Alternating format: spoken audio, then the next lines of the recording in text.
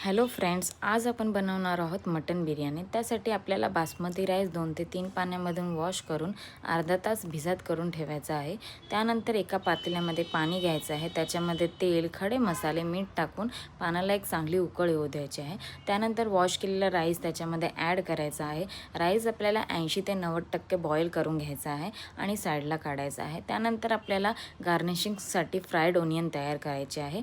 त्यानंतर आपल्याला वाटण तयार करायचं आहे। वाटणासाठी कांदा, लसूण, हिरवी मिरची, लाल मिरची, धणे आणि टमाटर ह्याला फ्राईड करून घ्यायचं आहे। त्याच्यामध्ये कोथिंबीर ॲड करून त्याचं एक वाटण तयार करून घ्यायचं आहे।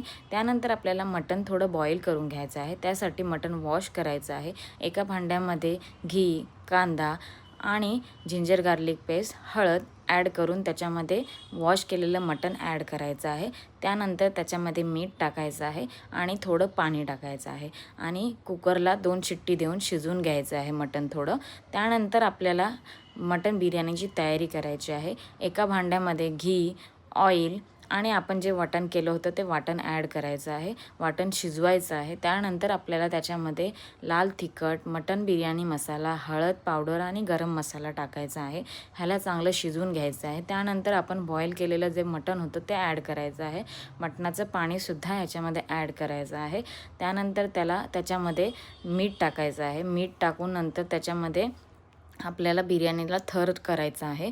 त्याच्यामध्ये फ्राईड ओनियन आणि कोथिंबीर टाकून जे बॉईल केलेलं राईस आहे ते टाकायचं आहे। त्याच्यावरती आपल्याला हळदीचं पाणी टाकायचं आहे नॅचरल कलरसाठी, घी टाकायचं आहे, फ्राईड ओनियन, कोथिंबीर आणि बॉईल केलेला जो राईस होता त्या बॉईल केलेल्या राईसचं जे पाणी आहे ते सुद्धा वरतून आपल्याला टाकायचं आहे, जेणेकरून आपली बिर्याणी खाली लागू नये म्हणून। त्यानंतर आपल्याला झाकण ठेवून अर्धा तास ते 45 मिनटं आपल्याला त्याला वाफवून घ्यायचं आहे, दम देऊन द्यायचा आहे। अशी बिर्याणी तुम्ही घरी ट्राय करून बघा, खूप छान बनते, खूप टेस्टी बनते। Thank you for watching.